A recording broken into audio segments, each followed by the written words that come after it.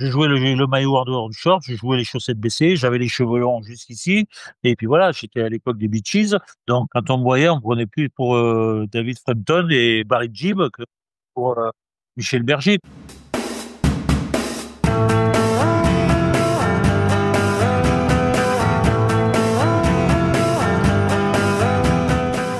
Bonjour à toutes et à tous et bienvenue dans un nouvel épisode du podcast des légendes. On se retrouve aujourd'hui pour le deuxième volet de notre épisode consacré à Didier Christophe. On va parler de ses passages à Lille, Toulouse, Rennes, Reims, Grenoble. Quelques magnifiques anecdotes, notamment sur ces fameuses demi-finales de Coupe de France. C'est parti. Ce qui est bizarre, c'est que tu es champion de France avec ton club un peu de cœur à Monaco, et pourtant tu décides de partir en 82. Alors c'est quoi l'élément déclencheur? C'est peut-être une fierté mal placée, je sais pas, mais j'avais sans doute besoin de savoir si j'étais capable de en fait aussi, c'est que en fait, je me souviens de commentaires maintenant que tu m'en parles, s'il est pas à Monaco, il n'existe pas. Ok. Et moi, il suffit qu'on me dise ça pour dire que alors c'est pas de la rancune ou quoi, C'est le retour du prof de maths. c'est le retour du prof de maths, exactement. Ah bon? Donc je peux pas, jouer ailleurs qu'à Monaco, si je comprends bien. Et donc en fait, je dis: «Bah, on va aller voir ça, quoi.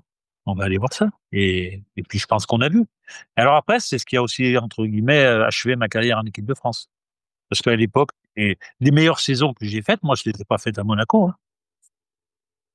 Je les ai faites à Lille, à Rennes et à Reims. Parce que tu fais des saisons ultra pleines. Tu fais quasiment l'intégralité des matchs à chaque fois avec toutes tes équipes. Chaque fois, mais quand tu comptais les matchs avec les coupes de France, aller-retour, je te parlais des demi-finales tout à l'heure, tu comptais facilement, 40-45 matchs par saison, quoi. Facilement, quoi. Sauf si tu étais blessé et ainsi de suite. Mais c'était grosso modo, c'était ça. Parce que la coupe de France, il fallait quand même penser le 32e, c'était match sec. Après, tu avais 16e 2, 8e 2, quart 2, demi 2 et finale. Donc ça faisait 10 matchs. Aujourd'hui, pour arriver en finale de la coupe de France, c'est 8, quart, demi et ça fait 10 matchs. Donc bon, voilà. Donc effectivement, oui, si je me souviens de ça maintenant qu'on en parle, de dire: «Ah bon, je peux jouer qu'à Monaco?»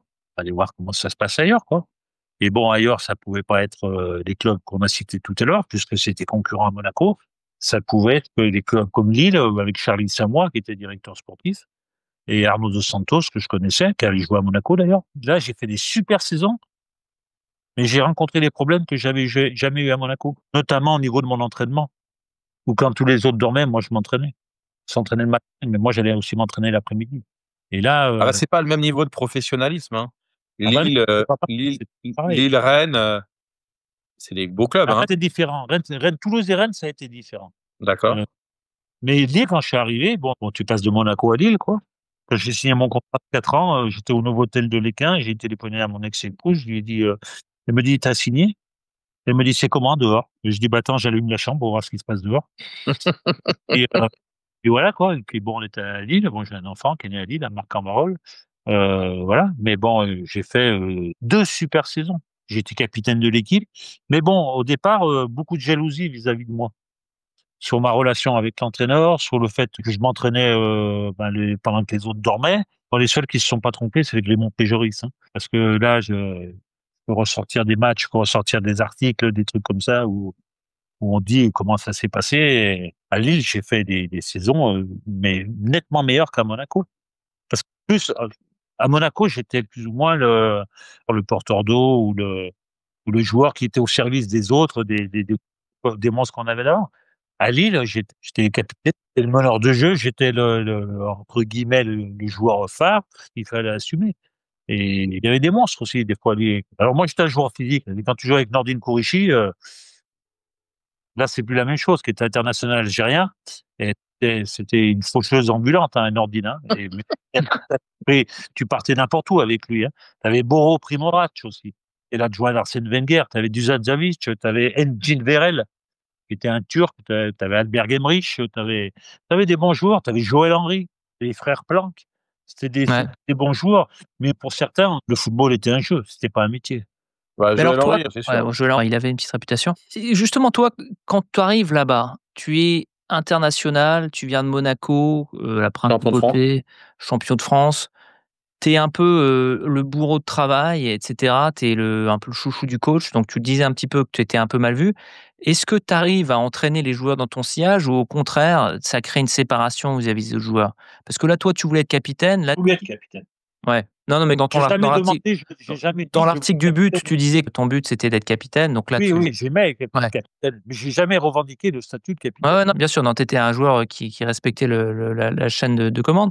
Mais est-ce que tu arrives à les entraîner dans ton sillage, ces joueurs, ou ça a toujours été une sorte de fossé entre toi, ton degré d'investissement et de professionnalisme et des équipes, alors je dirais pas des petites équipes, mais des équipes qui ont pas la même stature que les monstres de l'époque? Parce qu'à l'époque, il y avait quand même pas beaucoup de surprises en championnat de France, hein. C'était quand même toujours les trois, quatre mêmes équipes Oui, oui. qui étaient championnes. Oui, non, mais c'est pas des choses qui ont duré. Parce qu'il arrive un moment où l'être humain comprend que si le mec, il fait ça, c'est qu'il a besoin de faire ça. Et que s'il fait ça, c'est pour le rendre au collectif. C'est pas par plaisir, c'est pas par le désir de se montrer, vous voyez, moi, je m'entraîne plus que vous, je suis meilleur et puis je dois jouer. Non, ça n'a rien à voir. C'était un besoin. Et on en revient un peu à ce que je disais tout à l'heure sur la méthodologie au niveau, ou la pédagogie au niveau quand j'étais entraîneur. C'est-à-dire de faire comprendre que ça se passe comme ça, mais que c'est un besoin parce que j'ai été formé comme ça, on m'a appris comme ça, et cette exigence, cette rigueur, elle me vient de tout ce qui m'a été inculqué quand j'ai été formé. Donc, il y a toujours, quand tu débarques à Lille, bah, c'est sûr que c'est pas le même niveau qu'à Monaco, c'est sûr que c'est pas ça, et que tu as des gens que tu dois entraîner dans ton sillage. Donc, il y a toujours un temps de compréhension, voire d'incompréhension, qui font que ça se passe pas bien. D'ailleurs, la meilleure des réponses, c'est que les 8 premiers matchs à Lille, on les perd, on se retrouve dernier au classement. On commence, je sais plus, le championnat en août, fin octobre, juste avant de recevoir Bordeaux, comme j'expliquais tout à l'heure, où on gagne 3-0, je crois. Et ben, c'est compliqué parce que bon, tu es là, tu es soi-disant un leader, mais tu es jalousé par les uns, tu es jalousé des autres, les choses se comprennent pas, et puis au bout d'un moment, bah, c'est soit le truc il explose, ou soit le truc il est compris. Il y a un déclic qui se fait. Et dernier au mois d'octobre ou à la mi-octobre, tu es 8e à la trêve à Noël et tu fais demi-finale de Coupe de France, où tu perds contre Nantes. Ça dépend aussi de l'environnement que tu as. À Lille, tu avais Arnaud de Santos, tu avais Charly Samoy, qui étaient des gens très compétents, très investis, qui ont su aussi expliquer les choses aux uns et aux autres en disant, bah, lui, il est comme ça, c'est pour ça qu'on l'a fait venir, vous entraînez avec lui, on vous donne le droit de faire les mêmes choses. Mais sachez que ce qu'il fait, c'est pour le bien de l'équipe. Au début, c'est un sport individuel où réussissent ceux qui se mettent au service de la collectivité. Voilà. Si les Ronaldo, les uns, les autres, ils existent, tout ça et tout, s'ils n'ont pas les 10 autres à côté, ils n'existent pas. Enfin, pour moi, ils existent pas, tout ça, même si des fois, ils sont capables de prendre le ballon et de faire la différence tout seuls. Mais ce ballon qu'ils ont dans les pieds, il faut bien que quelqu'un l'amène. Il faut bien que quelqu'un aille le récupérer. Il faut bien que quelqu'un le serve dans des bonnes conditions, dans le bon espace, pas devant, pas derrière, et ainsi de suite. Même si après, ils sont capables de faire la différence. Et comme tu disais tout à l'heure, à Lille, tu avais Joël Henry, c'était un artiste, hein. C'était un artiste. Bon, après, à côté, c'était aussi un artiste. Ouais. Mais tu valides, le sud-est avec Monaco, après tu vas au nord-est, à Lille, après tu vas au sud-ouest, à Toulouse et tu remontes au nord-ouest, à Rennes. Donc au moins tu as vraiment fait Ah toute ben, la France. ouais, c'est le meilleur Et moyen après pour tu fais le faire. centre avec Reims. Donc vraiment tu nous fais le France en entier là, pourquoi tu pars de Lille et pourquoi tu vas à Toulouse, par exemple? Je pars de Lille parce que je pense que l'histoire est terminée, que les choses ont été faites, que le club avait été mis sur la voie de ce qu'il envisageait. À l'époque, il fallait savoir que c'était une société d'économie mixte, Lille, hein. C'est-à-dire qu'il y avait deux présidents, M. Amiot, M. Deschcoq, et puis il y avait l'adjoint au sport de la mairie qui était toujours là à mettre son grain de sel, que j'ai viré 2 fois du vestiaire d'ailleurs. Donc je pense que le tour de la question, il avait été fait, tout ça. J'ai passé 2 super années à Lille. Ouais. Puis bon, à l'époque, Toulouse avait des ambitions avec Daniel Visantin. Ils avaient recruté Christian Lopez, Laurent Rousset. Ouais, ils avaient une très belle équipe, hein. Tu avais Marc, Sassus, Jean-François Domergue, Bergerot dans les buts, Brisson, Il y avait Jean-Marc Sophie Ferrage. Labega, qui était ballon Ouais, d'or africain. Il y avait Tarantini, Alberto, tout ça et tout, Bergerot, qui était à Lille d'ailleurs. Ouais. Voilà. Je pense que, et Daniel Jean Dupeux, qui était, comment dire, un visionnaire aussi au niveau de ouais. l'entraînement à l'époque, notamment avec l'histoire de la zone, et ainsi de suite. Bon, Daniel souhaitait que je vienne et voilà. Donc, je pense que c'était le moment de changer, d'aller voir autre chose. Et puis, il y avait toujours en filigrane cette espèce de truc de dire, tout à l'heure, Guillaume, tu disais, j'ai fait le nord, le sud, l'est, l'ouest, et ainsi de suite. Il y avait toujours cette espèce de filigrane qui disait, ah bon, je peux pas réussir à Monaco? Eh ben, on va. Donc, en fait, pour voir, il faut aller voir un peu à droite, à gauche. Pendant toute cette période où tu dis que tu as un petit peu tes meilleures années, ce qui prouve, parce que tu es titulaire à chaque fois et tu joues tous les matchs et tu as la confiance de l'entraîneur et tu es capitaine, tu as toujours l'équipe de France dans un coin de ta tête ou au bout d'un moment tu cesses d'y croire? Non, une fois que ça s'est arrêté, j'ai jamais quelque chose qui a hanté mes nuits. Je savais pertinemment qu'en étant dans des clubs de second rôle et tout, ça serait très difficile et que qu'il fallait faire des super saisons. Encore que les super saisons, je les faisais, mais ces clubs-là n'étaient pas regardés. Ces clubs-là n'étaient pas regardés, quoi. Mais et alors tu faisais un point d'honneur à aller dans des, entre guillemets, «petits clubs» plutôt? Parce que j'imagine qu'à chaque fois tu dois être contacté par les grosses, écuries de l'époque parce que des milieux défensifs internationaux, il y en a pas des masses à cette époque-là. Tu as Larios, tu as toi, tu as Battenet, tu as, Alain Moisan. En équipe de France, avant Luis Fernandez, il y en a quasiment aucun qui arrive à s'imposer sur la durée. Donc tu es quand même une denrée assez rare, dans le milieu à cette époque-là. Sauf que tu oublies une chose, c'est que le football change. Ouais, Le football change et le milieu défensif que moi j'ai pu être au début des années 60, enfin fin des années 70, début 80, son profil commence déjà à disparaître au profit de joueurs qui composaient par exemple le milieu de terrain de l'équipe de France en Espagne. ouais, un peu moins défensif, un peu plus technique. On commence petit à petit à être avec du joueur technique, capable de combiner dans les petits espaces, de se projeter, de faire des différences vers l'avant, comme le faisait Jeannot et ainsi de suite. Moi, le dernier match que j'ai fait en équipe de France, je me rappelle, il était en URSS. Et c'était le premier match de Jeannot en URSS où on perd 1-0. Et après ce match-là, j'ai disparu de la circulation parce que Jeannot est arrivé et puis c'était pas du tout le même profil de joueur que moi.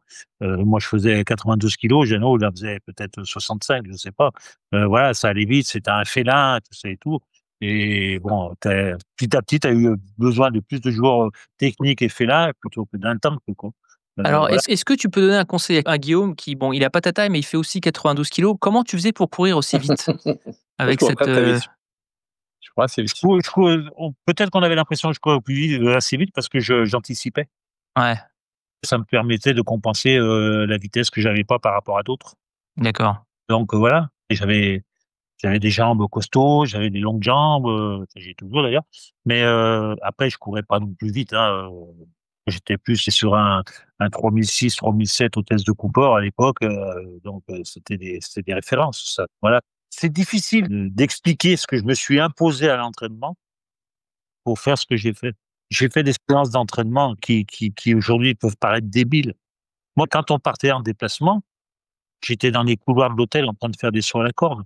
Quand on était dans un hôtel où il y avait 5 étages, je montais les premiers étages en courant, j'arrivais au palier, je faisais 100 sauts à la corde, je remontais l'autre en courant et idem. Est-ce que c'était parce que tu en avais besoin pour être le joueur que tu étais ou est-ce que c'était un peu devenu l'adrénaline dont tu avais besoin? Bah, les 2. C'était mon adrénaline, j'en avais besoin parce que j'ai existé comme ça. J'ai existé comme ça, j'ai pas existé autrement et j'avais pas d'autre culture qui pouvait me dire, on peut faire autrement pour être, encore plus performant.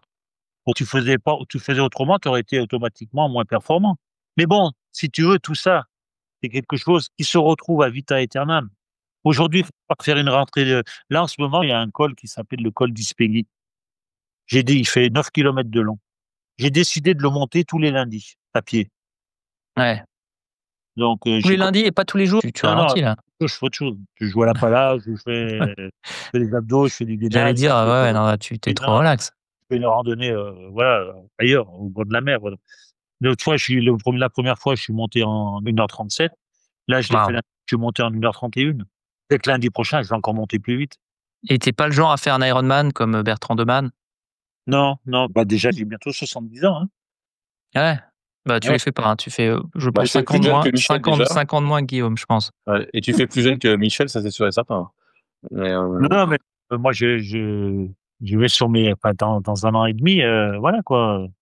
Et puis voilà. Ma petite anecdote, je parlais de mes genoux, là, quand je suis sorti des IRM, ils m'ont dit: «À l'Argus, ça vaut plus rien, hein. C'est droit vers la prothèse». Ben, je leur ai dit: «Je crois que j'aurai jamais de prothèse». bah déjà, tu as un nez en moins, Ouais, non, c'est pas mais moins. c'est ça, c'est parce qu'il y a toujours moyen, je pense, de trouver des chemins de traverse pour, assouvir, ta bigorexie, parce que c'est de la bigorexie, hein. Ouais, Le fait de vouloir faire du sport en permanence, ouais, exactement. voilà, Mais je pense pour tes genoux, tu peux trouver un médecin à Monaco qui trouvera que tu as aucun problème, hein. c'est possible, c'est possible. Ouais, Tu fais référence à ma fracture du rocher. ouais, Ouais, c'est ça, exactement, mais tu vas fais voir le lien. l'allers-retour ou même, je te rappelle que tu Mais t'étais fait un poteau. attends, tu sais que mon problème de genou, il est venu à la suite d'un match de basket. Parce qu'en début de saison, là, 2024, j'ai pris une licence de basket à Saint-Jean-de-Luz. En espoir. J'ai repris une licence et un jour, bon, tous les mercredis soirs, on s'entraînait, tout ça et tout. Alors déjà, le premier entraînement qu'on fait, le mec, on était 25. L'entraîneur, il me dit, ça c'est bien cette année, il y a un bon groupe, c'est jeune. L'année dernière, on avait que des vieux. Je dis, ah bon, c'était quoi les vieux? Il me dit, ouais, il y a 50, 55 ans. Ouais, je te remercie. Bon, enfin bref, j'ai joué, donc je tombe sur le béton, sur mon genou, carrément à plat comme ça. Et c'est depuis que ça m'a fait mal. Je leur ai dit, attendez, là, avant de tomber, je sentais strictement rien à mon genou. Et là, parce que je suis tombé sur mon genou, que ça me fait un peu mal, on verra ça plus tard. Je vais me faire réparer mon tympan, qui avait pété à Bordeaux, remettre à la natation.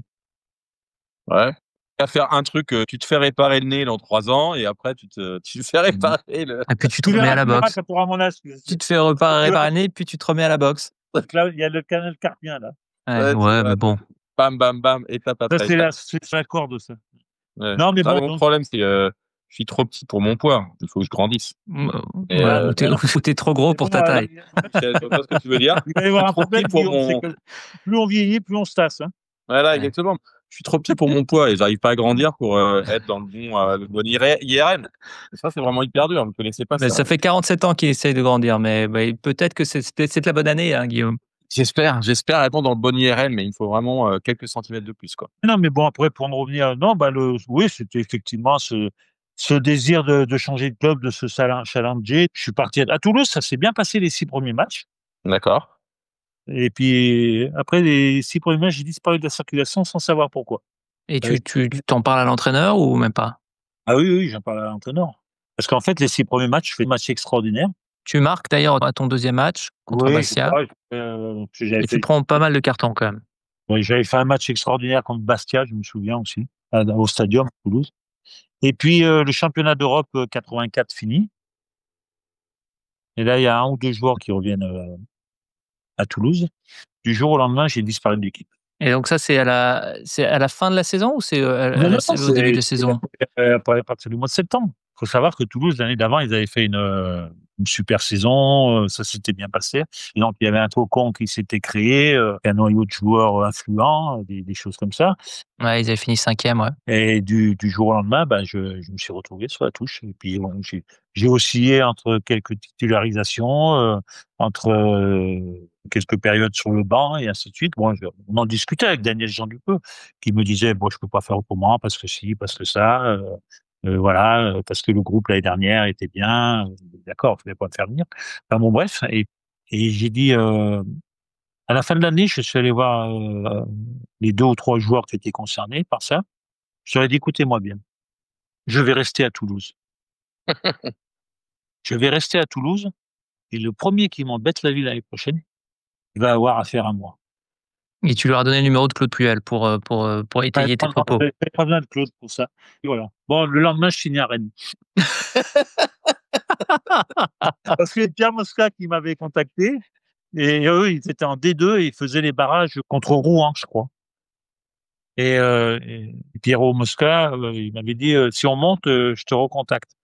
Et donc il m'appelle, je sais pas, c'est minuit, il me dit: «Ça y est, on est en Ligue 1, division 1, tout ça». Et il me dit: «Bah, écoute, on voudrait vraiment que tu viennes», tout ça et tout. Et là, je leur dis: «Écoutez-moi», je lui dis à Pierre, je lui dis: «Écoute, je viens, mais par contre, tu préviens tout le monde avant que je signe de ce que je fais à l'entraînement. Que j'ai besoin de m'entraîner tout seul, que j'ai besoin de ci, que j'ai besoin de ça et compagnie, quoi». Il dit: «OK, d'accord, il y a pas de problème». Il me rappelle, 1 ou 2 jours après, il dit: «J'ai prévenu tout le monde». Il dit: «Bon, je monte, je signe». Mais alors attends, c'était qui maintenant? Bon, il y a prescription, hein, parce que c'était vraisemblablement en mai Bon, il 85, y donc avait ça fait mon cher copain Jean-François Demergue. Tu t'entendais pas avec lui? C'est lui qui s'entendait pas avec moi. Et c'était quoi les différends, entre vous 2? Des pacotis, des histoires de standing, des histoires à Toulouse, on parlait beaucoup de moi sur les 6 premiers matchs. Bon, Jean-François avait fait un super championnat d'Europe, un peu de, comment dire, bah, Jalousie. ouais, de jalousie, putain, on parle de lui, tout ça et tout, et puis voilà, quoi. Et du jour au lendemain, tout ça. Je m'étais adressé à la fin quand je lui ai dit, si je te vois intervenir ou quoi que ce soit, tu auras affaire à moi, quoi. Donc, voilà. Et le lendemain, je signe à Rennes, quoi. Il a dû être soulagé. La punchline est quand même incroyable. C'est-à-dire que tu fais ce speech et et le lendemain tu pars. Oui, oui, voilà, voilà. Bah, dernièrement, tout le monde croyait qu'il allait partir en Arabie Saoudite et il a signé à Stuttgart. Donc, voilà. Puis il y en a un autre qui était à Monaco. Tout le monde pensait qu'il allait signer au Bayern. Il a signé en Arabie Saoudite. Donc, je veux dire, c'est Non, mais c'est des ça se tient, hein, punchlines un c'est peu une très différentes. bonne raison. Comment? Je dis, tu avais de très bonnes raisons pour partir à ce moment-là. Oui, oui, voilà. Mais bon, ça n'empêche pas qu'on est allé aussi en demi-finale de la Coupe de France, contre le Paris Saint-Germain, d'ailleurs. Comment t'expliques qu'avec tes équipes, tu arrivais à faire de tes équipes, en tout cas après Monaco, des équipes de coupe? Parce que toutes ces demi, c'est quand même pas, surtout à l'époque, c'était compliqué d'y arriver. Avec les matchs aller-retour, c'est pas anodin. Comment t'expliques ça? Je sais pas si tu as eu l'occasion de lire, dernièrement dans l'équipe un article qu'il y a eu avant la demi-finale, de Reims en Coupe de France contre Cannes. Il y a eu un article sur moi dans l'équipe, tout ça, où ils ont interrogé un certain nombre de joueurs. Toi, tu l'as souligné tout à l'heure quand je répondais au téléphone pour vendre des places au match. Je veux dire, c'est comme ça, c'est une histoire de mentalité, c'est une histoire entre guillemets de charisme, d'exemplarité, de choses comme ça. C'est que malgré mon style de jeu, je pense que partout où je suis passé, que ce soit à Monaco, que ce soit à Lille, à Toulouse, quand je jouais à Rennes et puis à Reims, que les publics m'ont toujours adopté, m'ont toujours pris comme référence, de par les qualités que je développais, de par la mentalité, l'état d'esprit que je montrais, même si mon style n'était pas académique, des gens savaient que je ne trichais pas, les gens savaient Ouais, que tu mouillais le maillot. je pouvais guider les gens, que je pouvais guider des équipes, encourager des joueurs, en aider d'autres à se former. À Rennes, quand j'ai joué à Rennes, il y en a un qui a débuté, c'était Jocelyn Angloma. Voilà, à Reims, il y avait un joueur qui était un phénomène, comme c'était pas possible, c'était un Chilien qu'il fallait aider. Quand il est arrivé, c'était Ivo Bazaï. Voilà, moi, contrairement à ce que la «stature» entre guillemets, peut laisser penser, je dis souvent, «Ce que je montre ne dit pas qui je suis». Il y a très peu de gens qui me connaissent. Les gens ne me voient qu'à travers mon visage, un peu dur, à travers, ma stature, des choses comme ça, mais très peu savent, ce dont je suis capable, très peu ce dont j'étais capable, ce que je suis encore capable maintenant. Et je dis aussi souvent aussi que, la meilleure des choses pour apparaître comme étant le meilleur, c'est de faire en sorte que ceux dont tu t'occupes, atteignent leurs objectifs. Donc, Ouais. c'est la meilleure façon à toi de te réaliser, de permettre aux autres d'atteindre leurs objectifs. Et là, c'était sans le savoir à l'époque, parce que je raisonnais peut-être pas comme ça, mais c'était déjà ça. Mais ça, tout ça, ça a été inculqué à l'INF Vichy. Aujourd'hui, moi, quand je rencontre des joueurs ou des entraîneurs qui ont fait l'INF Vichy à cette époque-là, ils sont tous marqués du sceau de l'INF Vichy, comme Thierry Henry a marqué du sceau de l'INF Clairefontaine. Ouais. Bon, ou même, Oui. Ettori, c'était un bourreau de travail, il a eu une Jean-Luc, carrière hyper Jean-Luc, longue. Jean-Luc, si tu disais le nombre de frappes qu'on faisait et que quand je l'allumais au réchauffement d'avant-match, Jean-Luc, moi je partais du poteau du but et lui, il était à 4-5 mètres du poteau de corner, derrière les buts parce qu'il y avait des matchs amicaux à l'époque. Ouais. Il me lançait le ballon en roulant, moi j'arrivais à fond les manettes, lui il arrivait, il était à 5 mètres de moi et j'allumais et moi j'allumais. Il repoussait tout ça et tout. Bon, on était des bourreaux de travail, on a été inculqués de cette façon. Guillaume dit que c'était spartiate, que c'était militaire, mais ces générations-là, comme Jean-Luc Ettori, comme Alain Couriol, comme Jean-Pierre Papin, comme Albert Cartier, tous ces garçons-là, ils sont marqués du sceau de Lionel Vichy. Moi, j'ai eu l'occasion après de m'occuper des entraîneurs en formation pour le compte de l'UNECATF. J'ai rencontré des mecs que je connaissais pas, mais qui avaient fait le Lionel Vichy. Dans leur comportement, dans le groupe, dans leur attitude, dans leur disponibilité, c'était les mêmes. C'était les mêmes. On a tous été formatés pour répondre à ta question sur ben, le fait d'embarquer tout le monde. derrière toi ou avec toi, c'est où tu l'as ou tu l'as pas de toute façon. Effectivement, c'est très clair que la façon que tu avais de les entraîner dans ton sillage, c'était peut-être plus réalisable sur des matchs de coupe de France que sur des saisons de championnat sur 34-38 Non, matchs. mais même en championnat, même s'il y a eu des déboires avec Rennes, l'année où on descend, où Rennes redescend, où j'étais dans l'équipe, je fais une de mes meilleures saisons. Je marque 11 buts avec la Coupe de 10 Ouais. buts avec la Coupe de France et le championnat. Je fais des matchs fabuleux. Bon, après, les choses ne se sont pas réalisées parce que Rennes a basculé. La deuxième année, Rennes a basculé parce qu'on fait une première année qui est très bonne. On fait demi-finale de coupe contre Marseille. Et la deuxième année, Pierrot Mosca, il avait eu l'idée géniale de doubler tous les postes. On a vu arriver Uwe Reinders, Daniel Solsona, Wodeker, c'est un joueur belge. Les postes étaient doublés, mais on n'était pas habitué à ça. Les joueurs n'étaient pas habitués à Non, ça. mais surtout que vous jouiez pas des tonnes de compétitions, vous étiez pas qualifié en coupe d'Europe, Mais bon, même si tu jouais la Coupe d'Europe à l'époque, tu faisais un match. Hein. T'en faisais pas deux. ouais, Donc, c'est c'est vrai. pas ce qu'elle a déjà ajouté au calendrier. Hein. Mais bon, donc voilà quoi. C'est parti en vrille parce que les mecs qui jouaient pas, ils étaient pas contents. Tout ça. On avait ouvert Reiders, qui était un Allemand qui arrivait de Bordeaux, qui était une idole à Bordeaux. Il s'est noyé à Rennes complètement, complètement. Il y avait Patrice Rio aussi.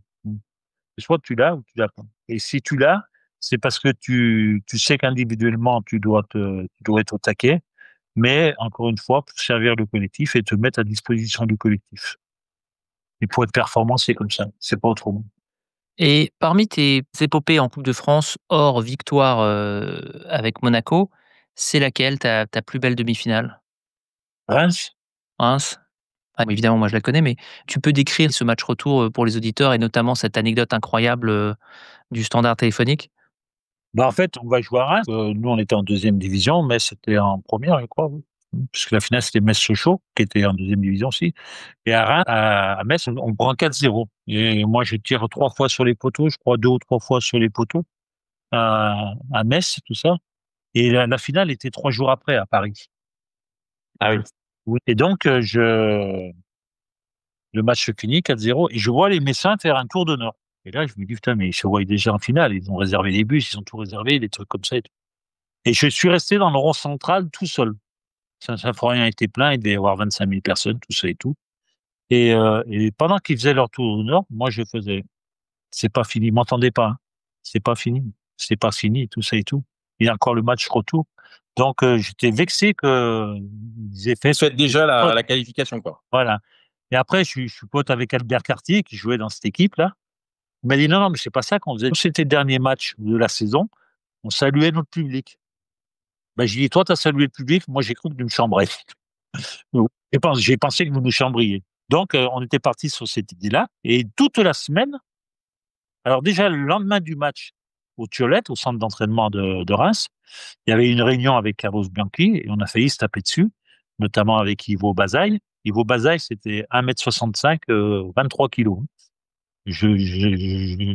Comment dire, j'exagère, mais c'était un teigneux, c'était Ouais. une pile. On a failli en venir aux mains. Carlos, avec qui je suis ami là, euh, on est un bon diplomate, il a calmé tout le monde, tout ça et tout, les choses se sont arrangées. On s'est dit les 4 vérités qu'on avait à se dire parce que on avait perdu. Puis à partir de là, on a pensé qu'à la demi-finale, qui avait lieu une semaine après, 3 jours après tout ça. Et donc, on est parti s'entraîner. Bon, moi, j'ai commencé à remonter les pendules un peu à tout le monde. L'entraînement qui était vraiment costaud, tout ça et tout, et à inoculer dans les esprits des uns et des autres que il y avait rien qui était perdu, quoi. Il y avait rien de perdu, même si ça pouvait paraître irréalisable. Et je recherchais tous les indices qui pouvaient générer cette motivation, décupler cet état d'esprit, notamment, par exemple, celui de la retransmission télévisée. Et l'autre demi-finale, c'était Nice, je sais plus contre qui. Et en fait, les télés avaient dit, comme il y a plus de suspense sur le match Metz-Reims, on va retransmettre le match Nice. Nice-Sochaux? Nice-Sochaux, non? C'était pas Nice-Sochaux, Nice-Sochaux? ouais. On va retransmettre le match Nice-Sochaux, qui, a priori, avait, enfin, même sans doute sur le papier, avait plus d'intérêt. Donc, moi, c'est des choses, c'est des outils sur lesquels je me suis appuyé tous les jours, au collège, à l'entraînement. Et puis, comme je passais souvent le quart de mon temps au siège du club, pardon, je voyais que malgré tout, il y avait un engouement pour cette demi-finale, parce que Reims est une ville de football. Il y avait un engouement dans le stade Auguste Delaune, qui était un ancien vélodrome. Une tribune méano à pic comme ça qui était découverte. Je voyais la secrétaire qui était débordée et moi, quand ça sonnait, je répondais. Allô, Didier Christophe. Comment Didier Christophe, le joueur? Oui, oui, c'est moi. Oui, oui. Mais qu'est-ce que vous faites là? Je dis, bah, je prends les réservations. Je vais vous passer la personne qui est concernée pour acheter vos billets et ainsi de suite. Et je faisais ça. Puis j'allais m'entraîner, je revenais, je faisais ça et ainsi de suite. Et je manquais Incroyable. pas au passage, je manquais pas de leur dire, par contre, croyez-y. Parce que moi, je vous dis que c'est pas fini encore. Je vous dis que c'est pas fini. Oui, oui, on y croit, tout ça et tout. Et le jour du match, c'était plein à craquer le stade. Il y en avait sur la piste, derrière les praticables, derrière les buts, les praticables, tout ça. Et le match, il commence. Reims, ils avaient laissé Zénier et Michiche sur le banc pour les préserver pour la finale. Et l'entraîneur, c'était Marcel Husson. Donc voilà, ce match-là. Et on commence le match. Et ça a été une ville, un club, une équipe assiégée. Ils ont pas touché terre. On a campé chez eux constamment. Moi, sur le premier corner, je mets une tête qui va sur la barre. Sur le deuxième, je mets une tête qui va au fond. 1-0. Juste avant la mi-temps, on met le deuxième. C'est Frédéric Lafont qui met le Ouais. deuxième. Et 2-0. Voilà, je te dis pas. 2-0 à la mi-temps, ouais. La mi-temps dans les tribunes, c'était de la folie. Moi, je Vous avez faisais fait la moitié du job. moi, je faisais un match dantesque, j'arrêtais pas. Faut savoir que la veille du match à Reims, où j'habitais à un petit village à Muison, à côté de Reims, et un peu plus loin que ce village, il y avait une dune de sable qui faisait une 50 à 80 mètres de haut, comme ça. Et quand tu montais cette dune de sable, tu t'enfonçais pratiquement jusqu'à mi-mollet. La veille du match, je suis parti, je l'ai fait 20 fois, à fond les manettes. Je redescendais sur le chemin qui faisait le tour de la dune et je remontais et je remontais et je remontais. J'ai fait ça 20 fois la veille du match. Le matin du match, je suis allé m'entraîner, j'ai fait 10 fois 100 mètres. Sur Et le t'avais pas peur d'être fatigué, pour le match? Question un peu J'avais débile. besoin de ça, j'avais besoin de ça. À Ouais. Monaco, c'était pareil, dans tous les clubs, c'était pareil. Et donc on marque ce premier but, ce deuxième but, et on repart la deuxième mi-temps. Alors je te dis pas, le public était en transe, les Messins, ils savaient plus où ils étaient déjà, et on attaque, et corner, un cafouillage, tout ça, boum, 3-0. Ouais, Pascal Prince, de mémoire. Pascal Prat, ouais, exactement. Il connaît ses classiques, Guillaume. Il a dû Ouais, les matchs historiques de avant. Reims. Il a révisé avant. Et donc c'était peut-être 10 minutes, 12 minutes de jeu en deuxième mi-temps, quelque chose comme 67e minute. ouais, bah 20 minutes de jeu, tout ça. Et là, pendant 10 minutes, on couche dans leur 16 mètres. Et il y a un corner, et sur ce corner, le ballon, il est cafouillé. Et moi, je suis au deuxième poteau, il m'arrive sur le pied droit. Je frappe, poteau, il me revient sur le pied gauche, je crois, ouais. Je refrappe, il retape au même endroit. Poteau. Au même endroit. Donc, sur les 2 matchs, j'en étais déjà à 6 poteaux, 6 barres, et un but. Et puis, bon, là, ça s'est un peu atténué. Puis, il y a eu un contre de Metz où il y a eu un ballon qui a été dévié et c'est Philippe Insberger qui marque du 3-1, quoi. Donc là, c'était anéanti parce que je sais plus si les buts à l'extérieur comptaient double à cette époque. Je crois que oui, d'ailleurs. Ouais, Ouais. oui, oui, si, il fallait Ouais, marquer ouais, 2 buts. donc là, Il il fallait marquer 2 buts à ce moment-là. non, il fallait marquer 3. 3 buts. J'ai dit Alexandre, 3, ouais. Il fallait marquer, ouais, c'était un Ouais, peu. donc là, c'était. Mais là, l'autre jour, pour l'anecdote, j'ai envoyé un message à Caillot, le président de Reims, Ouais. avant la demi-finale de Reims-Cannes. Je l'ai sur mon téléphone, là. Je lui souhaite le meilleur et puis l'atteinte de la finale, des trucs comme ça. Il m'a dit, j'étais au match en 1986-87. Tu m'as fait rêver ce jour-là. Il m'a écrit ça dans le Jean-Pierre Caillot. Ouais. Donc voilà, c'était un peu Sympa. ça. Mais aujourd'hui, à Reims, tout le monde se souvient de ce match. Tout le monde se souvient de ce match. Et si les jeunes d'aujourd'hui, bon, ils ont connaissance de ce match avec le récit de leurs parents. Il y a un journaliste de l'équipe, celui qui a fait l'article dans l'équipe, qui m'a appelé. Il était au match, il avait 8 ans. Il a pleuré toute la nuit, il m'a dit. C'est-à-dire qu'à l'époque, Reims, c'était compliqué, hein, en même temps, hein. Pour être honnête, ça devait être le match. On était en D2. Après, on a vite orienté nos espoirs sur la Coupe de France parce que le championnat, on a eu des tas de blessures. On a eu François Calderaro, qui a joué au Paris Saint-Germain, après, qui avait un problème à la cheville. On avait Pascal Bozan qui était capitaine à un moment, qui avait été longtemps blessé et ainsi de suite. On va passer aux questions mitraillettes. C'est vraiment la façon dont on termine traditionnellement le podcast des légendes. Il faut que tu répondes à l'instinct, sans réfléchir. Est-ce que tu es prêt? On peut dire des conneries alors. Il faut dire des conneries. Si tu dis une réponse que après ta personne c'est une connerie, ça va foutre mal quoi. Mais bon, vas-y. Non, c'est pas des questions pièges. Alors juste, il y a prescription, hein, donc si tu veux raconter des histoires un peu folles qui sont passées il y a plusieurs décennies, tu peux y aller tranquillement. Première question, quel est ton club de cœur? Monaco. Monaco. Quel est le joueur qui t'a fait la plus grosse impression, que ce soit dans ton équipe ou comme adversaire? Le joueur qui m'a fait la plus grosse impression, c'est le premier que j'ai affronté en adversaire direct quand j'ai joué avec Monaco. C'était au Touquet, en stage de préparation. On jouait contre Stuttgart.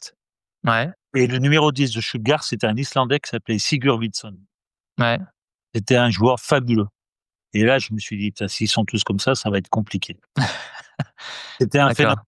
Bon, après, bien sûr, on peut citer Michel, Giresse, tous ces joueurs qui sont hyper talentueux, qui ont un super état d'esprit. Mais le premier que j'ai affronté en tant que numéro 10, là, et puisque à l'époque, c'était un peu comme ça, même si nous, on jouait en zone à Monaco, c'était cet Islandais-là, Sigurdsson, Stuttgart. D'accord. J'avais récupéré le maillot blanc et la bande rouge, comme ça, là. Ouais, beau maillot. Ouais. Ouais, beau maillot. Et puis, il y en a un autre qui m'avait impressionné, parce qu'il ressemblait, entre guillemets, à rien. Il s'appelait Mikhailov. Il jouait au Lokomotiv Sofia. Ouais, Et on avait joué avec Monaco en Coupe d'Europe contre le Lokomotiv Sofia. Et on perd 2-0, ouais. Et c'est moi qui le marquais. Et on m'avait dit, bon, ça risque pas grand-chose, tout ça. C'est petit, bourdonnant, ouais. rond, tout ça et tout. Donc, bon, le seul problème, c'est que c'est lui qui a marqué les 2 buts. Oui. Et au retour, on refait notre retard, on se qualifie. Et s'il marquait un but, on se qualifie plus. Et moi, je l'avais pris à la culotte pendant tout le match et tout ça. Et la seule fois où je l'ai lâché, il a marqué. Et vous êtes éliminé. Et on a été éliminé. Et ce gars, il avait toutes les apparences sauf celles d'un footballeur. Ouais. C'est impressionnant. C'était genre le joueur du dimanche, quoi. Ouais, dans le parc à New York, je sais plus comment il s'appelle, les parcs. Central Park, ouais. Central Park, ouais. Donc c'est incroyable. Après, il y en a eu d'autres, hein, mais c'est les 2-3 qui me viennent en tête. Celui qui t'a mis le plus la misère, c'est Mikhailov.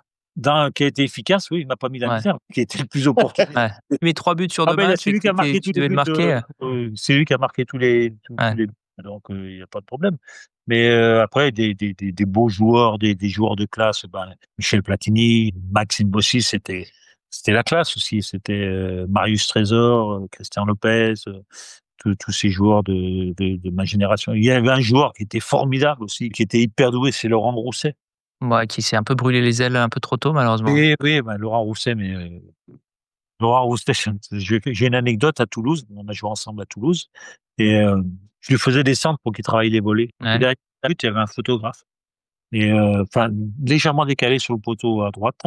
Et je faisais descendre et mon Laurent, pied gauche, pied droit, la tête, ça partait dans les lunettes à droite, à gauche, tout ça et tout. Il me dit bon, si tu veux, je t'en fais quelques-uns maintenant. Tu vois, il n'y a pas de problème. Boum. Et puis les machins. Et le photographe, il dit pas ah c'est sûr, c'est pas la même sauce quoi. Ouais. Il dit envoie-moi un but. Ah un ballon. Il m'envoie un ballon et là je prends le ballon et boum direct dans l'appareil photo. Tu l'avais fait exprès?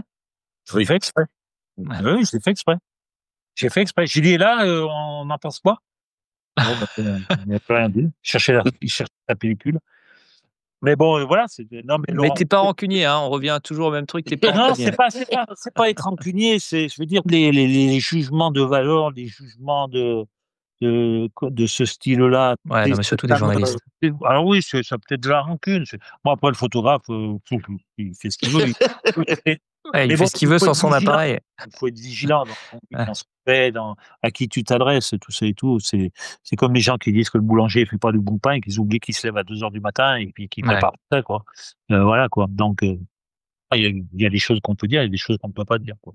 Ouais. Surtout quand tu as des mecs qui s'entraînent régulièrement, et c'est mon avis. Quel est le transfert que tu aurais vraiment voulu faire et qui n'a pas eu lieu? L'Angleterre.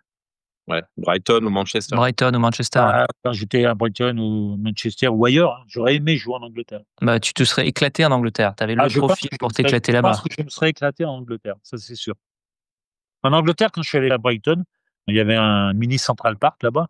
C'est sur la côte anglaise.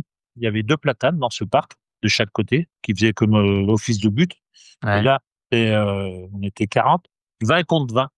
On jouait. Et là, ça partait dans tous les sens, tout ça. L'après-midi, on est allé jouer sur un terrain du club où il y avait une piste autour. Le terrain n'était pas tracé. Ils ont mis 2 buts mobiles, tout ça. Et là, ça jouait encore à 15 contre 15. Et puis bon, ça allait hyper vite. C'est déjà l'Angleterre des prémices de l'Angleterre d'aujourd'hui. Et puis à un moment, il y a un corner. Je lui tire le corner et moi j'arrive, je monte, je saute, je reprends et je mets la balle au fond. Et le mec, l'entraîneur, il dit, on refait le corner. Mais là, par contre, je vois 3 mecs arriver sur moi. Ouais. 3 espèces De d'English, brut. bien british, là. Ouais. Et tout ça, j'ai dit, bon, ben, alors là, il va falloir préparer mon garçon parce que ça va être la même chose, mais en l'air, tu vas peut-être pas être à l'aise comme tu l'as été le coup d'avant, quoi. Donc, je me suis préparé, j'ai repris le ballon. J'ai pas marqué, mais j'ai repris le ballon quand même. Et il voulait me prendre, mais bon, il y a eu cette fameuse loi que. Ouais. Et déjà, à l'époque, quand j'étais descendu de l'avion, en Angleterre, il y avait un agent qui avait mis le grappin sur moi. Wow. Ouais, ouais. Là, je te parle donc de 80. 78 ou 79, je sais plus. Ah, ok. Il y avait déjà, bon, c'est moi votre agent, vous parlez quand je vous le dis. Ah bon, Et tu le connaissais le mec ou il est sorti nulle part? non, non, il sortait de nulle part. J'ai dit, de toute façon, je ne peux pas trop le parler parce que je parle pas anglais, alors donc. Ouais, c'est ce que j'allais dire. Je veux dire, J'ai pas de c'était soucis, peut-être hein. un pédophile local, et puis on Ouais, non, savait mais rien, voilà. tu vois ce que je veux dire? Et l'après-midi, il y a un après-midi, on devait faire un match contre Nottingham Forest. Ouais. Et l'avancante de Nottingham Forest à l'époque, c'était le match n'a pas eu lieu, mais Trevor Francis. Francis qui avait mis la misère à la France en 82. Ouais, bah c'était l'avant-centre De Nottingham. de Nottingham Forest. Ouais. Ouais, je crois que c'est lui. Je confonds. Je sais pas si je confonds pas avec Jordan, peut-être le Gallois, celui qui avait pas les dents là. devant. Mais bon, je savais que c'était un king, quoi. Et quel était le stade où tu détestais jouer? Le stade où je détestais jouer, Ouais. euh, il y avait je sais plus comment il s'appelait, c'était pas les Costières, comment c'était à Nîmes, À Nîmes? À Nîmes, c'était. Ah oui, mince, comment il s'appelle? Tu t'es chauffé dans une espèce de Jean cour. Bouin, c'est pas Jean Bouin? Ouais, À Nîmes. peut-être, je sais plus. Faut bien tenter parce qu'il y a 95 stades qui s'appellent Jean Bouin, Michel. Donc, Ouais, Non, ouais, non, mais non, si, il y a un stade Jean Bouin, il y a le stade des Costières à Nîmes. Il y en a vraiment deux. Hein. le stade des Costières, mais le stade Jean-Bouin à Nîmes, Nîmes, c'était pas des temps, hein, à l'époque, hein. Il y avait René Girard. À Nîmes, c'était des solides. Ouais. Et puis bon, Ah ouais, c'est eux qui démolissent Saint-Étienne avant la finale aussi. ouais, ouais, non. Et Nîmes, tu t'entraînais. Il y avait des vestiaires, il y avait une espèce de couloir qui longeait le terrain, mais qui était derrière la tribune, un peu comme à Bastia, à Furiani. Mais la tribune n'était pas aussi haute. Et donc, il y avait ce couloir qui devait faire, je sais pas moi, 1,50 m. Tu arrivais dans ton vestiaire. À l'époque, les vestiaires, c'était des bancs en bois. Et à côté, il y avait comme une espèce de cour d'école, mais toute petite. Et c'est là que tu t'échauffais. Là que tu t'échauffais. Grosse intox. Ouais. Et après, quand tu allais sur le terrain, tu continuais à la sortie de ton vestiaire cette espèce de couloir-là, et tu rentrais dans le tunnel. Mais là, le d'accord. tunnel, c'était épaule contre épaule, quoi. Ouais, d'accord. Épaule contre épaule. Intime. Tu rentrais, en fait, c'est pas une légende, hein, tu rentrais dans les arènes, quoi. Ouais. Ok, c'était très intime. Très intime. Ok. Ouais, c'était très intime, c'était très sympa. C'était un stade compliqué. Stade Mhm. compliqué, après, tu avais d'autres stades. C'est quand tu allais jouer à Bastia, c'était pas simple non plus, hein, tu sais. Ouais. Quand tu avais Paul Marchionni, Charles Landucci, Jean-Louis Cazès, et ainsi de suite. D'ailleurs, à Bastia, nous, on fait une demi-finale, une quart de finale avec Reims, je crois qu'on joue à Bastia, ou en huitième de finale. À l'aller, on fait 2-2 à Reims. Au retour, tout se passait bien jusqu'à la 85e minute, 88e minute, et ainsi de suite. 0-0, Bastia a été qualifié. Et puis, il y a eu une touche à un moment au poteau de corner de Bastia. Et moi, j'avais la réputation de faire les touches au Longue. point et À la Guéretz, ouais. ouais, qui avait très loin, tout ça. Et donc, je vais faire cette touche-là. Le match était tranquille, tout ça et tout. Et je vais faire cette touche-là. Et il y avait le Libessiou qui soufflait à l'époque. Le vent Mhm. qui était Bastia. Et quand je fais la touche, loin comme ça, le ballon me glisse des mains. Et il retombe 2 mètres devant, 1 mètre devant moi. à peine 1 mètre devant moi. Et le défenseur de Bastia qui était là, dont je me souviens plus le nom, il dégage le ballon. Sauf qu'il prend le ballon de l'extérieur du pied. Et le ballon, il fait ça. Boum, Il retourne dans le but. lucarne opposée, deuxième poteau. 1-0. Ouais, Didier Gilles, ouais. Ouais, peut-être Didier Gilles, ouais, je crois, c'est ça, ouais. Il me semble que c'est ça, ouais. Et donc, je sais pas combien de minutes, mais enfin bon, il restait plus grand-chose. Et puis ça s'était tout bien passé. Ah ben, les 5 dernières minutes ou 10 dernières minutes, je sais plus. Ouais, ça a dû être chaud, ouais. Ça a été chaud, hein. Ça a été chaud, hein. Et on a gagné 1-0. Quand on est rentré au vestiaire, on a fait la tortue béglaise. Ouais. Au retour, on allait chez Walter, qui est malheureusement parti aujourd'hui, à Casamosa, là-bas, l'hôtel où toutes les équipes allaient. Le chauffeur du car qui nous dit bon, je vais faire un détour pour rentrer à l'hôtel. Il dit comment vous faites un détour? Parce que déjà, le vestiaire, on est Ouais. sorti 1 heure et demie après. Ouais. Ah, Comment waouh. vous faites un détour? Non, non, mais je vais faire un détour, tout ça, par les marais. Il nous dit tout ça. Non, non, mais attendez, vous faites quoi là, tout ça? Bon, effectivement, vous inquiétez pas, on a fait le détour et puis voilà, quoi. Et puis on est rentré à l'hôtel. Mais ça a été chaud, hein, les trucs. Mais bon, après, Bastia, quand il jouait la Coupe d'Europe, le Carles Siena, le Torino et compagnie, et quand ils arrivaient à Furiani, ils disaient où on est là. Et puis t'en as eu d'autres aussi, des stades qui étaient un peu chauds. Même dans le Nord, c'était pas toujours simple, hein, des fois, hein, donc, mais bon, c'était bon enfant. Ouais, c'est déjà des bons souvenirs après coup, hein. Oui, oui, non, non, non, puis bon, on en revient à ce que je disais tout à l'heure sur les joueurs méchants, les trucs comme ça. Ouais. C'est des combats d'hommes, quoi. Ouais. C'était des combats d'hommes, on se roulait pas par terre, on faisait pas ci, on faisait pas ça. Il y avait le choc, on cherchait pas à savoir si le mec il avait pris un carton jaune, un carton rouge ou quoi que ce soit. On repartait au duel, on repartait assis, tout ça. Tiens, tout à l'heure tu me parlais des joueurs qui m'ont marqué. Là, je parle de Bastia. Je peux pas oublier Claude Papy. Ouais. Ouais. Claude Papy, c'était un joueur phénoménal, phénoménal. Je me souviens le premier match qu'on fait à Monaco. À Monaco, on jouait en zone.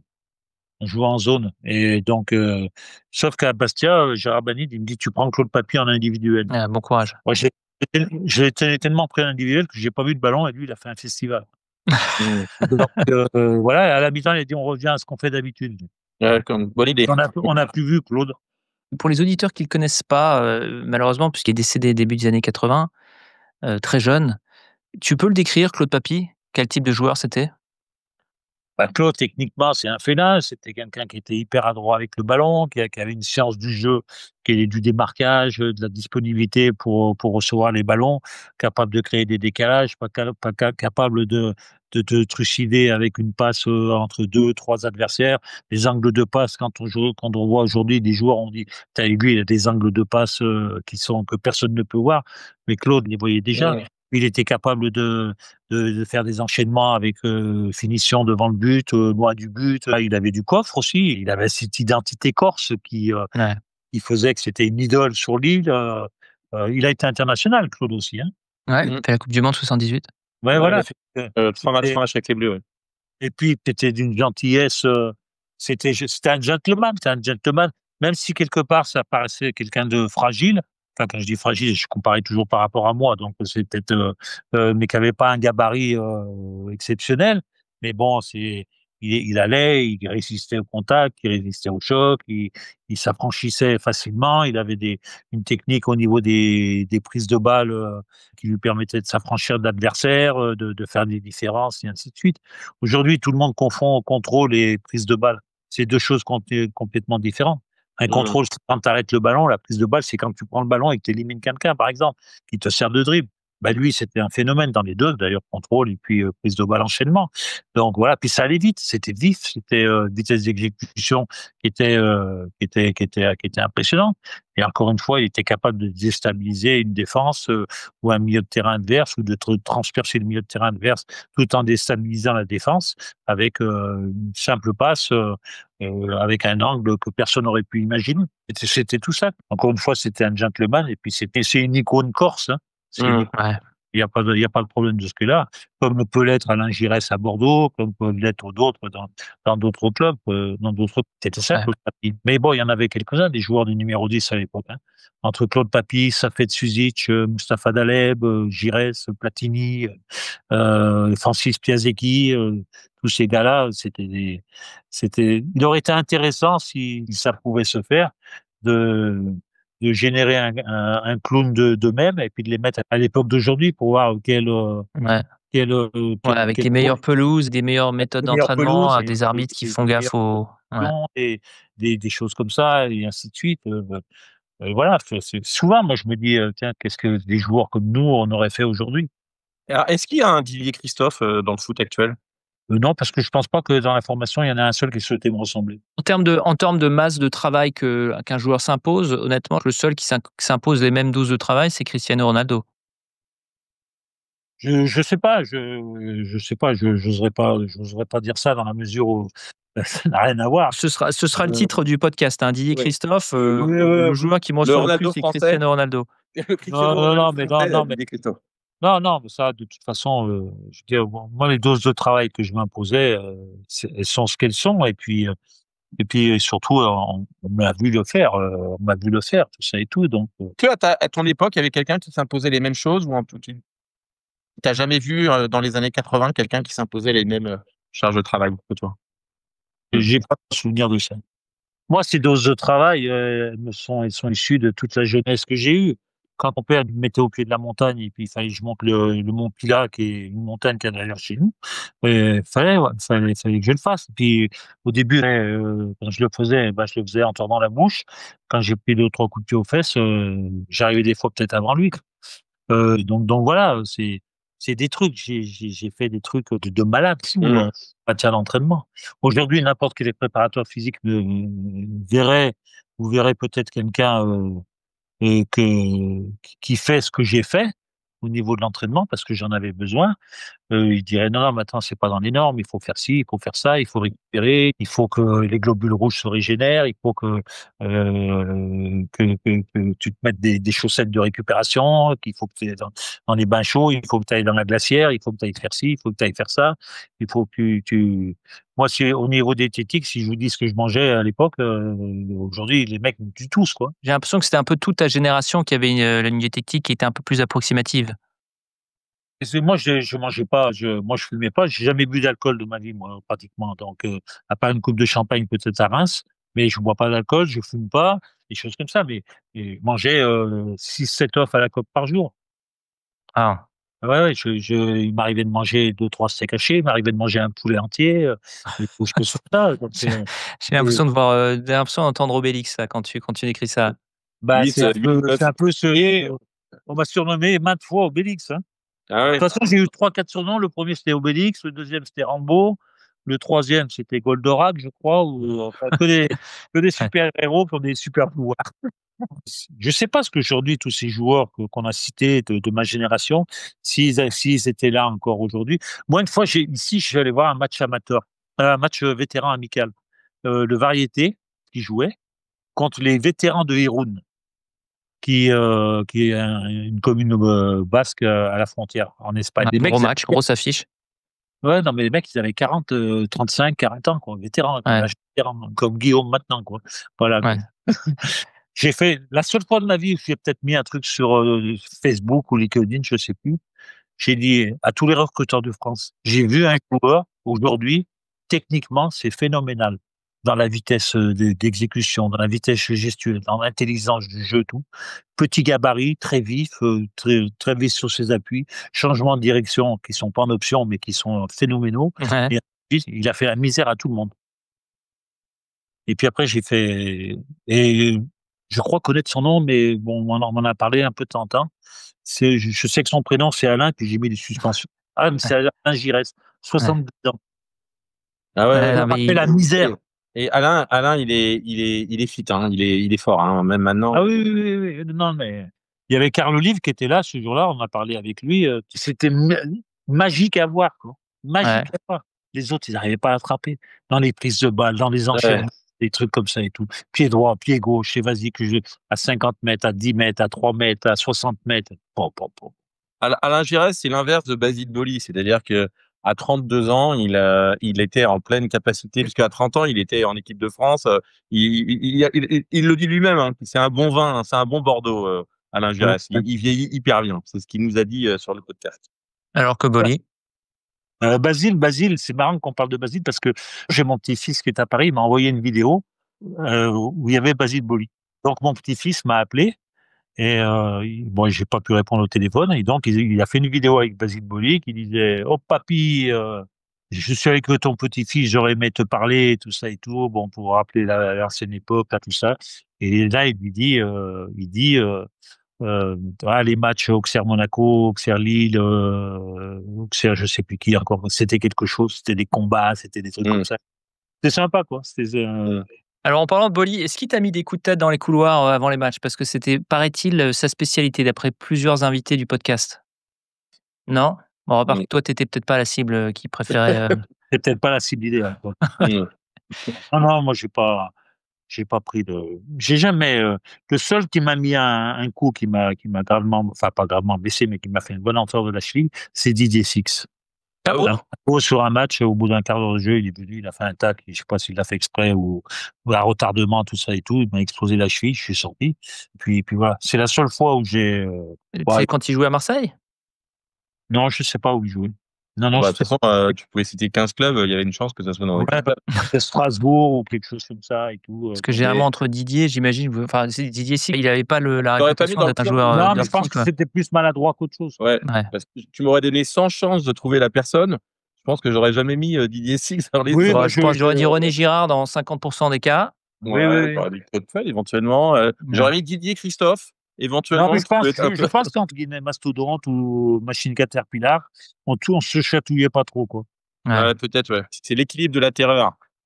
Donc, je me souviens, Jean-François Larios, quand il est venu avec Saint-Étienne un jour, il a relevé les manches de son maillot. Il m'a dit, c'est rare aujourd'hui, comment ça va se passer en relevant les manches comme ça. Et puis, bon, il s'est rien passé, quoi. Ouais, Ouais. ouais. Et puis, Un peu ouais. comme, Patrice Riot. Et, bah, ouais, non, mais bon, voilà, quoi, j'ai dit, bah, on sera deux, hein, c'est pas grave, hein. Mais toi, t'aimais le défi physique ou tu préférais, t'imposer par d'autres façons? C'est pas ce que je recherchais. Je Ouais. jouais mon jeu, des trucs comme ça. J'allais pas chercher à impressionner quelqu'un physiquement, en mettant des coups, en mettant des choses comme ça et tout. Donc, euh, je cherchais pas. Je jouais avec mes moyens, avec mon moyen du bord, tout ça et tout. J'avais ma carapace, j'avais mes mollets, j'avais mes cuisses, j'avais mes tibias, puisque ça en protège. Je jouais.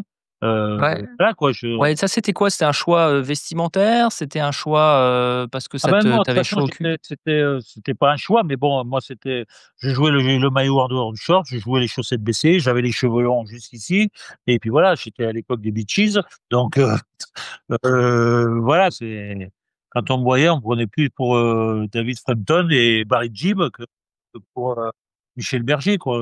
Voilà. J'ai jamais cherché à impressionner je jouais avec mes moyens. Je jouais Ouais. avec mes moyens, tout quoi. Il m'est arrivé des fois de lire des commentaires sur moi quand les gens ils disent: «Ah mais comment il a pu faire une carrière? Lui, c'était un bourrin, c'était ci, c'est tout ça». Mais la question, c'est pas ça. C'est justement, il a réussi à faire une carrière en étant bourrin. Mmh. Donc Ouais, mais ouais, mais bon, c'est tellement réducteur, quand tu lis les oui, c'est si tu lis réducteur les parce que réseaux sociaux, quand on lit les réseaux sociaux parce que nous on a eu, Ettori sur le programme et personnellement qu'on adore, moi je respectais vraiment sa carrière, mais tu peux pas lire un post sur, Ettori sans qu'il se fasse défoncer pour la coupe du monde 82. oui, C'est pour incroyable. pour le but de Paul Mariner. Ouais. Moi, une fois, j'ai fait, une rubrique sur l'équipe, qui s'appelle, Parole d'ex. Ah ouais, Et je l'ai donc, lu. il y avait eu des commentaires et quand je lisais les commentaires, je rigolais, je dis: «Les mecs, c'est des tarés, quoi». Je me dis: «Je sais pas, Ouais, comment c'est possible d'écrire des». Là, j'ai lu des articles, des commentaires sur Pauline Prévost-Ferrand, Ouais. ouais, et tout ça et tout. Mais ils sont tarés, les mecs. Ils sont tarés, tout ça et tout. Mais surtout, il y a aucun respect du sportif, il y a D'accord. aucun respect comme sur la petite, Loïs, Buisson, des trucs, mais c'est de la folie, c'est de la folie. Et moi, j'ai lu des trucs sur moi. Par contre, si tu vas sur le foot nostalgie de Rennes, et là, ils te retranscrivent la réalité, quoi. ouais, Ils Ah mais disent, c'est un peu l'objectif du podcast des légendes, c'est aussi ouais, ce que nous, il nous j'allais dire ça, ouais. intéressait et que c'est de remettre l'école au centre du village, tu vois? Sur des oui, joueurs qui comprends, je comprends. parce Mais que bon, après, mais derrière, je veux dire, bon, qui que ce soit, sur des basketteurs, sur des footballeurs, sur des rugbyman, sur des trucs comme ça, mais les gens, ouais, je suis d'accord. ils sont ahuris, quoi. C'est des ahuris, c'est pas possible. Bah, c'est des envieux, hein, généralement c'est Des très, envieux ou très, des, très oui, oui, envieux, ouais. oui, des envieux. Je sais pas, mais bon, moi, ça me fait sourire à chaque fois, quoi. Moi, j'ai dit que ce que j'ai fait, compte tenu de l'historique basket, où là, encore une fois, j'étais talentueux, bah, il fallait sacrément carapacer pour le faire, quoi. Ouais. Il fallait sacrément y croire, il fallait vraiment avoir une dose quelque part un peu de folie, des choses pour t'imposer dans un monde où c'est compliqué à chaque fois. Mmh. Et tu t'imposais pas tu cherchais pas à t'imposer pour faire une carrière financière, hein. Tu cherchais à t'imposer pour être quelqu'un, pour être reconnu en tant qu'humain, en tant qu'être, en tant que joueur professionnel et en tant que quelqu'un qui a mené sa carrière avec les moyens qu'il avait et qui a tout mis en œuvre pour y arriver. Est-ce que ton papa s'est dit: «Tu sais quoi fils? Tu as eu raison de choisir le foot»? Il m'a jamais dit ça.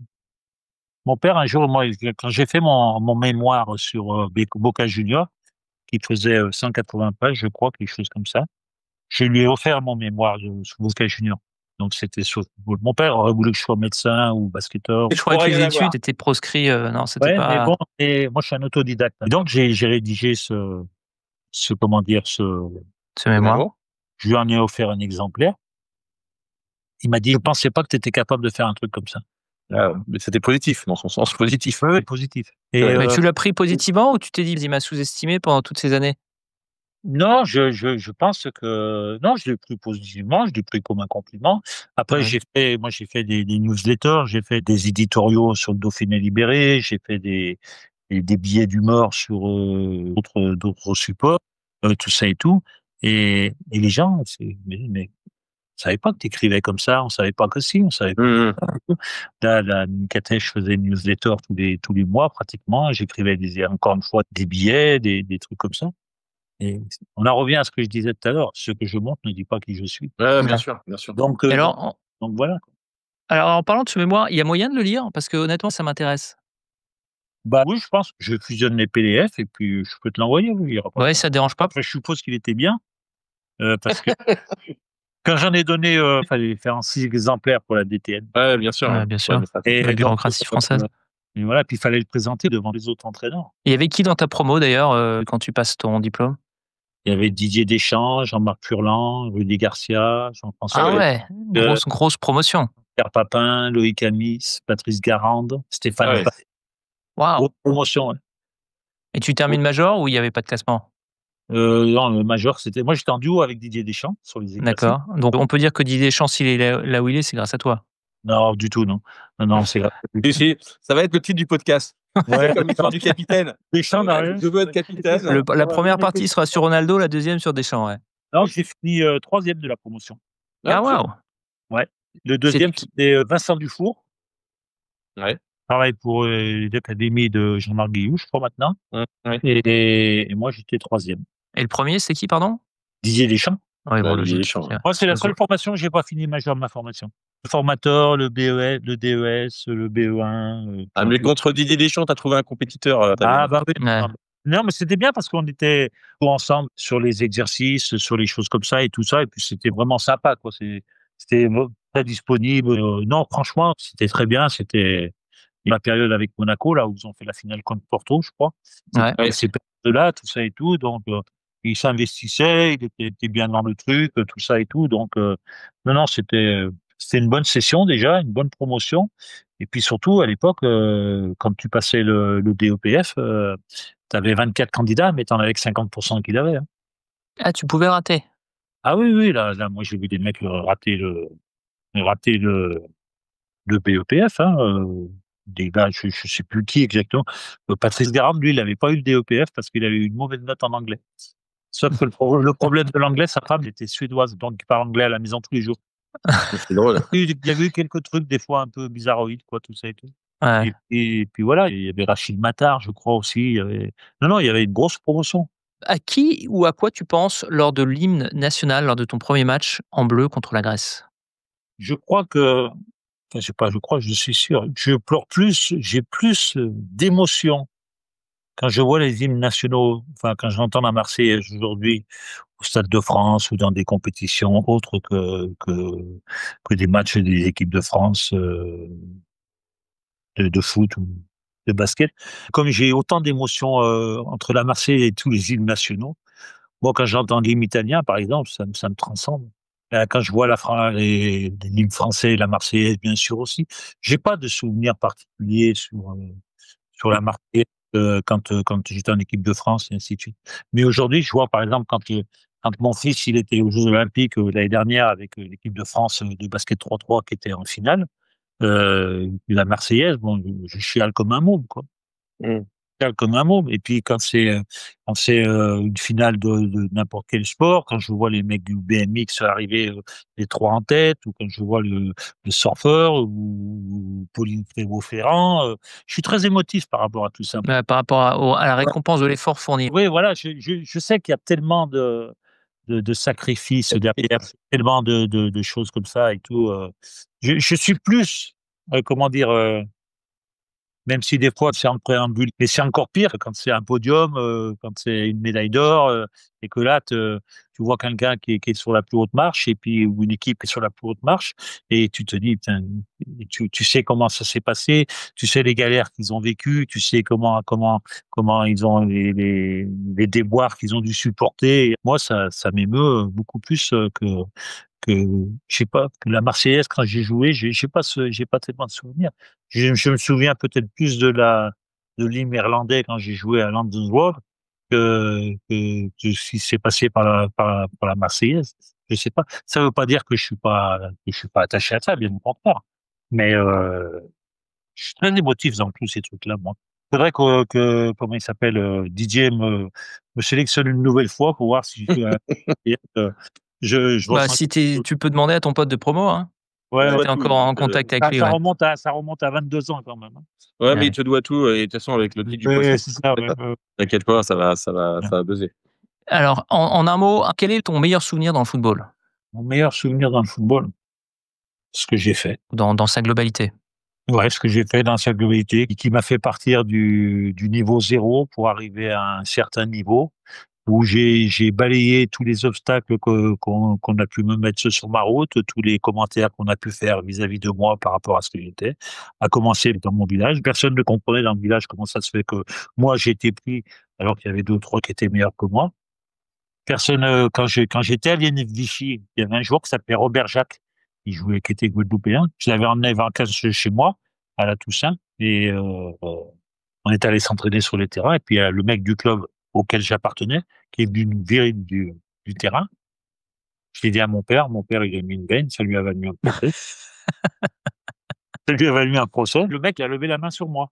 Mmh. Ah ouais, d'accord, et ton Donc, père je lui l'ai a dit à retourné ma mère est allée le voir, elle l'a vu dans la rue, et le mec a touché ma mère aussi. non. Non. Et moi, j'étais avec ma mère. Et donc, elle me dit: «Ne le dis pas à ton père». Mais je l'ai dit à mon père. Là, mon père y est allé. Et il l'a un peu Il a touché. fracassé. Ouais, on va dire, hein, comme ça. Et je me rappelle, il a payé 1 000 francs de dommages et intérêts. Non, Ouais, ça c'est valait pas mal. pour 1 000 francs, ça vaut le coup. Une Ah non, bonne, ça Ah voilà. Ouais, 1 000 francs à l'époque, c'est c'est une somme, hein. en 76, 74, 75. ouais, non, c'est vrai. Pour te dire que mon père, bon ça je déborde un peu, mais pour mon père, c'est qui c'était, quand il était contremaître, il travaillait dans une usine qui s'appelait Francolor. Un jour, il y avait grève, les 600 ouvriers, ils étaient devant l'entrée, ils bloquaient l'entrée. Bravo. Mon père, il venait de travailler des Roches de Condrieu pour aller à Saint-Clair-sur-Rhône, il y avait 4 kilomètres, il les faisait en vélo. Quand il arrivait, il y a tout le monde qui s'écartait et c'était le seul à aller travailler. Et il y a personne qui l'empêchait de rentrer à la maison. Ah, Tu tu as été à bonne école, hein. es abonné, quoi. Alors Ouais, après, c'est je disais tout à l'heure aussi, ça a servi, mais ça a desservi aussi. Notamment ouais. quand je suis passé entraîneur, formateur et ainsi de suite. Ah bah Ouais, oui, il fallait les construire un peu sur ouais. cette Voilà, ligne. voilà, Ça exactement. t'a donné des standards beaucoup trop élevés. Bah oui, parce que tu penses que c'est une solution quasi unique pour des joueurs qui sont à la base moyens, comme moi j'ai pu l'être, et que s'ils veulent réussir, ça peut difficilement passer autrement. Même quand les joueurs à la base ils sont très très bons, même si tu arrives à faire tout ce qu'il faut à l'entraînement, tu es pas sûr de réussir. Par contre, si tu arrives pas à le faire, si tu le fais pas, tu es sûr que tu réussiras pas. Ouais.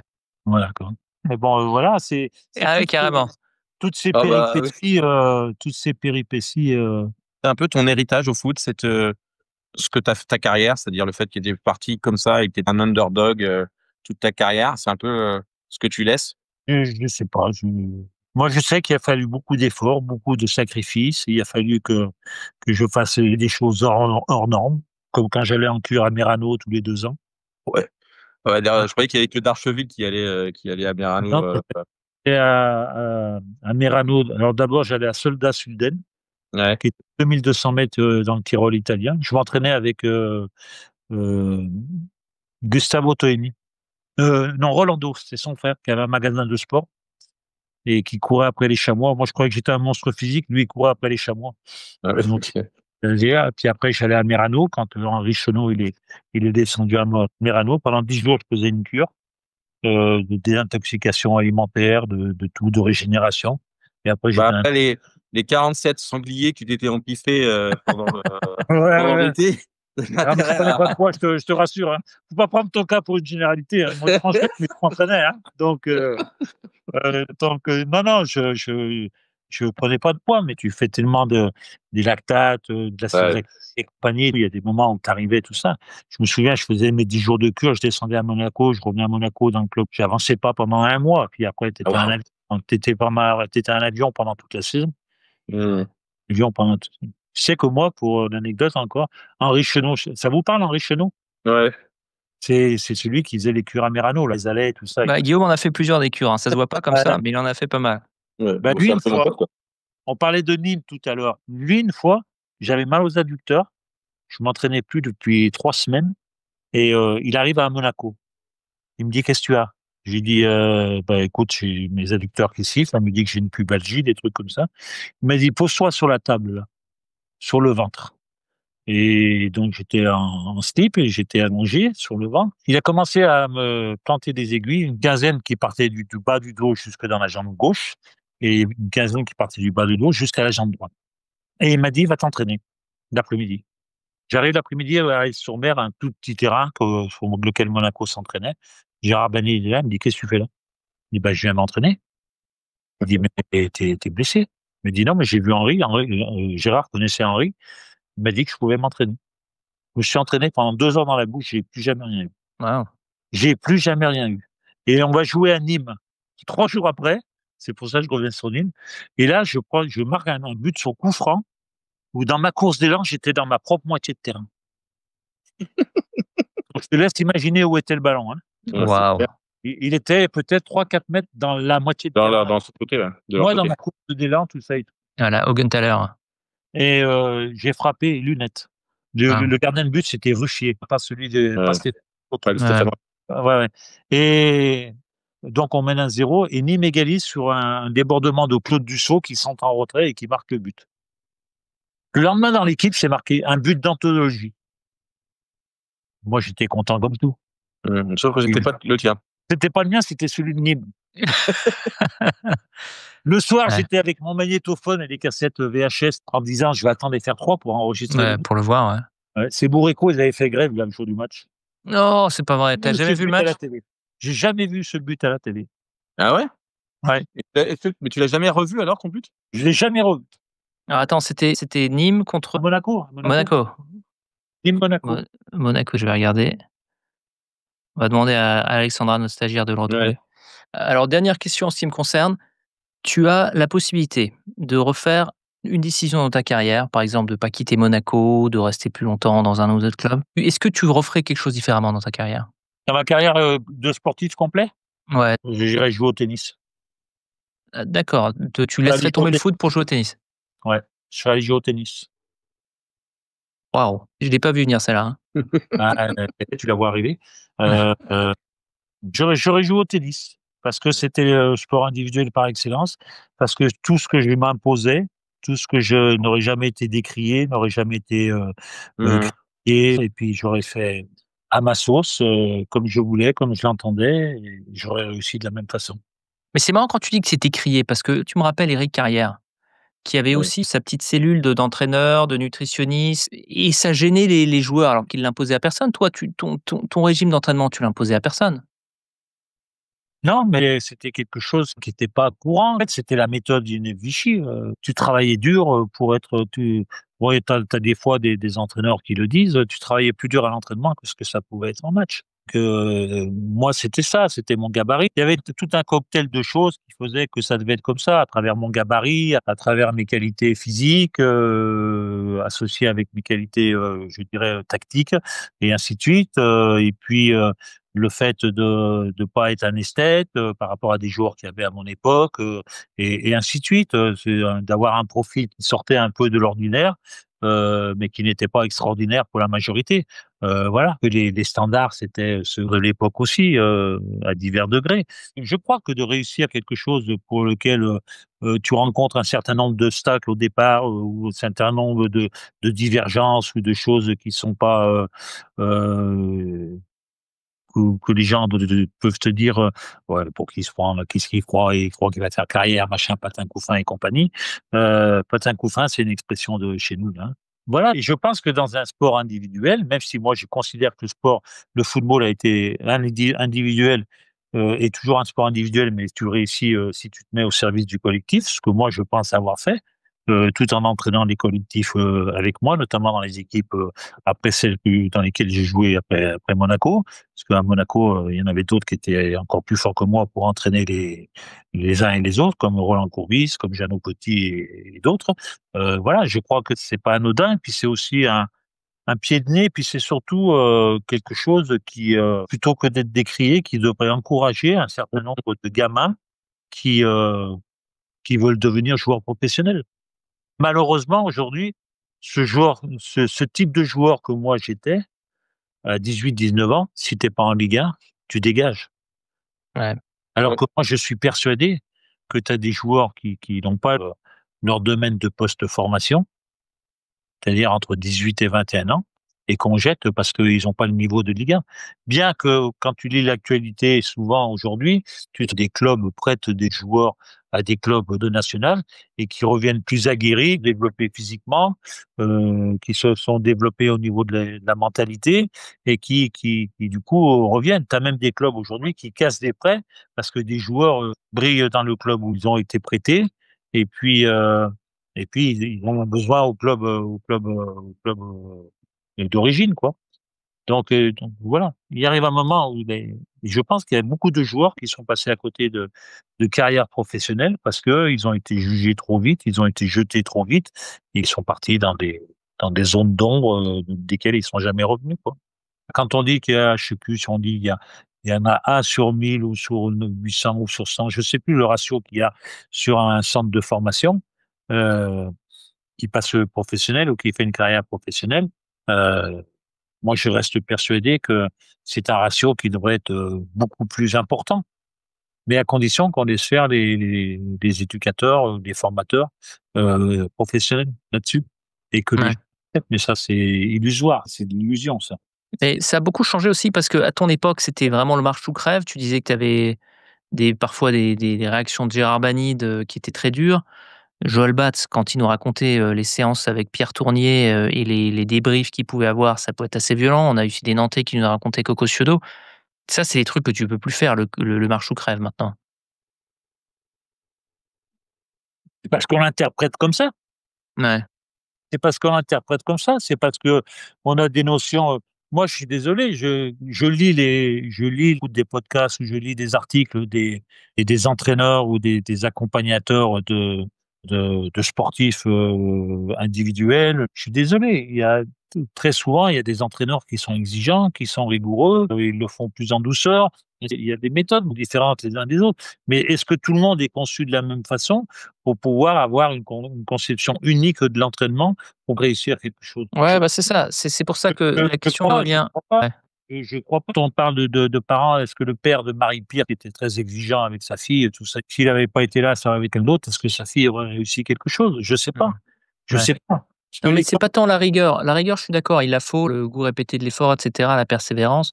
Ça, je suis d'accord. C'est plus dans la façon dont le message est communiqué. Je pense qu'il y a eu une grande différence qui a été faite. oui, je pense que là, oui, ça dépend des mots. Mais encore une fois, je veux dire, moi aussi, je vois des fois des rats morts s'entraîner, mais il faut voir, quoi. Ouais. Faut voir qu'est-ce qu'ils font, qu'est-ce qui s'impose et ainsi de suite. C'est incroyable. Et tu peux pas avoir de réussite sans souffrir, entre guillemets. Ouais. Bien sûr, il faut pas No pain, no gain, comme ils disent ici. qu'elle soit quand tu lis les histoires de Stephen Curry, de LeBron James, de Kevin Durant, d'autres Américains ou d'autres Mmh. sportifs, Nadal. Je te prends un cas de Nadal, par exemple, qui termine perclus de blessures, qui a mal aux pieds, qui a mal au dos, qui a mal à l'ongle, qui a mal à ci, qui a mal à ça, tout ça et tout. Moi, j'ai vu des entraîneurs dans les centres de formation où j'ai passé, où le joueur, il arrivait, il disait, j'ai mal au dos, j'ai une courbature. Bon, tu t'entraînes pas pendant 3 jours. Mais tu t'imagines, toi, Nadal, Federer, Alcaraz, Sinner, tout ça et tout, parce qu'ils arrivent le matin, ils sont courbaturés, et on va dire, tu vas te reposer 3, 4 jours. Ouais, mais alors je dirais que le contrepoint peut-être de ça, c'est que maintenant tu as des joueurs qui peuvent jouer jusqu'à 38 ans, qui sont pas obligés d'avoir des chevilles en vrac, qui ont pas eu des multiples infiltrations et cetera. Donc ça, je pense que c'est peut-être un peu plus nuancé, non, tu crois pas? Parce que tu penses que Djokovic, il a eu des infiltrations, il en a pas eu? Tu penses que ses chevilles, elles sont en bon état? Tu penses que son dos, il est en bon état? Non, je pense que pas du tout. Justement, la Ah oui? nouvelle génération fait un peu plus gaffe que ça, non, tu crois pas? En tout cas dans le foot. Ouais, ouais, peut-être, je sais pas. Je peux pas me prononcer là-dessus parce que je suis pas dans le milieu. Moi, je me Non, mais souviens tu as pu voir quand même que ouais, j'ai vu en formation des entraîneurs dire, ouais, non, mais attends, tu veux qu'à 35 ans, il soit cassé, de tous les côtés. Je dis: «Ouais, mais une carrière de haut niveau, de très haut niveau». On parle même pas de haut niveau, moi je parle de très haut niveau. Tu peux ouais. pas finir comme un sous-neuf. Ouais, Tu donc crois toi que les tu mecs penses tu crois que les mecs qui sont au BMX, tu crois que les mecs qui sont au VTT, les Peacock et compagnie, les Absalon, tout ça et tout, ils finissent comme un sous-neuf quand ils arrivent? ouais, Quand donc ils toi arrivent tu penses à faire? que voilà, un joueur de haut niveau en foot, dans tous les cas, il va être cabossé au bout d'un moment, c'est obligé? Tu peux pas faire une carrière de sportif de haut niveau, commencer comme un sous-neuf et finir comme un sous-neuf. C'est pas possible. Ouais, C'est pas possible. Moi, j'ai joué avec des escalopes au pied, j'ai joué avec une aiguille ici pour une cheville, j'ai joué avec une capsule en fer au bout de mon pied parce que j'avais une fracture du rocher. J'ai ma fracture du scaphoïde qui est ici. Voilà, j'ai ma fracture du rocher qui a toujours un petit trait à 70 ans. C'est pas possible. Ça ouais, n'empêche pas ça n'empêche pas, d'une manière générale, en bon état. Ça m'empêche pas de faire mon sport, ça m'empêche pas d'être bichorexique, voilà et tout, c'est moi, tu peux finir, ta carrière en étant blessé, des trucs comme ça, mais je pense que tu as beaucoup de joueurs ou avoir des séquelles, mais je pense que tu as beaucoup de sportifs de haut niveau qui continuent de faire du sport, justement pour repousser le le seuil de ces ouais, séquelles. ouais, parce qu'une fois que tu t'arrêtes Tu vois Bernard Hinault qui fait du vélo, Bernard Thévenet qui continue de monter, tu vois plein de gens qui continuent leur activité parce que ça a été leur vie, parce que et s'ils s'écoutaient, par rapport à ce qu'ils ont fait, ils feraient plus rien, quoi, ils bougent plus. Nadal, les infiltrations, je crois savoir qu'il en a eu quelques-unes. Enfin, moi, il me semble. non, non, mais j'entends Les bien. Alors résultats moi les évidemment, résultats j'ai mon point de vue, vraiment différent, et de l'extérieur, mais c'est hyper intéressant ce que tu dis. J'entends ce que tu dis, c'est hyper intéressant.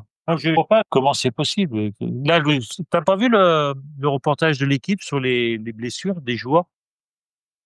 T'as pas vu ce Si, si. podcast, là, sur l'équipe TV? Ouais, ouais, si, si, j'avais Joueurs vu, de ouais. Eric Dimeco, Bruno Ouais, Rodriguez. ouais, ouais, ouais, c'est ça, exactement. On a eu Fabrice Poulain qui a dû, arrêter, sa carrière à 28 ans. On a eu Niaco qui a dû terminer sa carrière à 28 ans.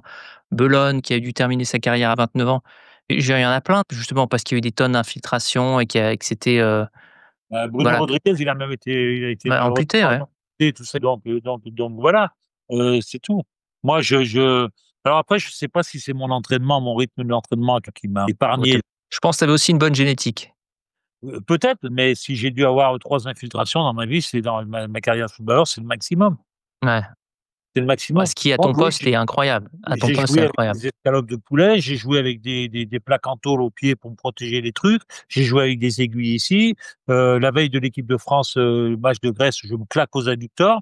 J'ai joué avec un tube de Finalgon qui à l'époque, ça chauffait tellement que c'était une centrale nucléaire. Bon, Ouais, mais pour pas avoir mal, tu étais obligé de courir. Alors tu étais bien. une Voilà. fois que tu t'arrêtes, ouais. Après tu as refait la même chose à Lille, tu t'es brûlé au 3e degré, tout ça. Donc voilà, si tu veux, je connais pas beaucoup de joueurs qui vont dans le foot et même dans d'autres sports, qui vont être blessés et qui vont pas faire l'effort de malgré tout d'essayer de jouer. Je pense à Diego Costa, qui avait fait une finale de Coupe d'Europe avec je sais plus quelle équipe. Je crois que c'était l'Atlético de Madrid, qui pensait qu'il pouvait jouer, puis au bout de 10 minutes, il est sorti. Ouais. Les personnes qui font du sport de très haut niveau, c'est des gens qui sont pas comme les autres. Alors complètement hors sujet, mais quand tu vois Mbappé qui a eu tout son drame quand il s'est pété le nez, pendant l'Euro, toi qui te l'es pété 7 fois d'après ce que tu nous as dit, tu as vu ça comment? Ça fait un peu sourire, quoi. Ouais, Ça fait un peu sourire, ça fait dire bon, voilà, après, faut voir si c'est comment c'est pété, bon, moi, je sais que j'avais l'O6, ça m'a pas empêché de jouer 3 jours après.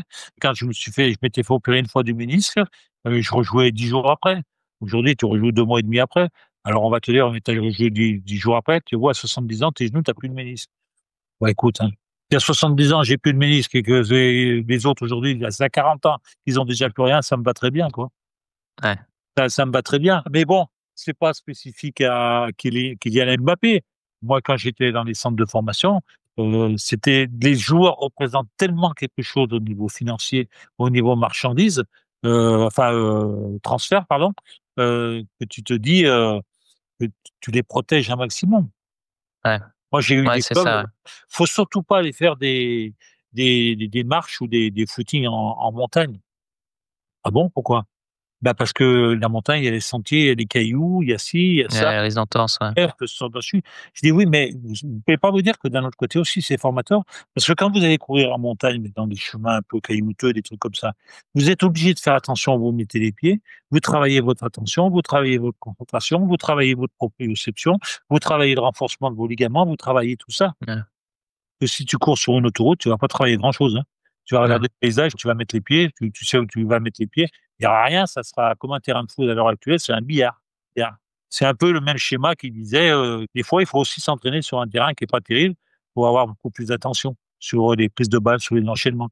Aujourd'hui, c'est que des billards, donc quand le ballon il arrive, tu sais qu'il va pas y avoir une taupe qui va sortir, hein, et donc voilà, c'est sûr. mais bon, c'est des propos peut-être d'anciens combattants, de choses mais moi je crois beaucoup en l'investissement de l'individu sur ce qu'il fait et que tous ceux qui ont tendance à vouloir faire des choses hors normes, talentueux ou pas, ils auront la capacité de postuler à leurs ambitions, d'aller découvrir des territoires inconnus que je n'imaginais même pas d'aller en équipe de France et pourtant, ben, c'est arrivé, c'est arrivé. D'accord, bah, ce sera le mot de la fin. Merci Pas de Didier, problème. c'était vraiment un super, super moment en ta compagnie. Je trouve qu'on a bien partagé. Je trouve que ça a remué, quelques souvenirs, ça a remué quelques plaisirs, et ainsi ça a plus remué des plaisirs, des moments de joie que des moments de déception, voilà. Puis surtout Ouais. ça a transformé des moments de déception en anecdotes, rigolotes, positives, pour dire que c'était marrant les comportements de ci, de ça et tout, de voir ce genre d'attitude, ce genre de situation que tu connais et puis qui 40 ans après, ben, c'est c'est vraiment des pacotilles, quoi. Tu dédramatises, hein, avec le temps, ouais. Exactement. Merci en Ouais, tout cas Didier. OK, Passe une très bonne, fin de journée. Merci d'avoir passé autant de temps avec nous, hein. J'espère que c'était pas mis en retard pour ta marche. non, non, il y a pas de souci. À très bientôt, hein. Ciao.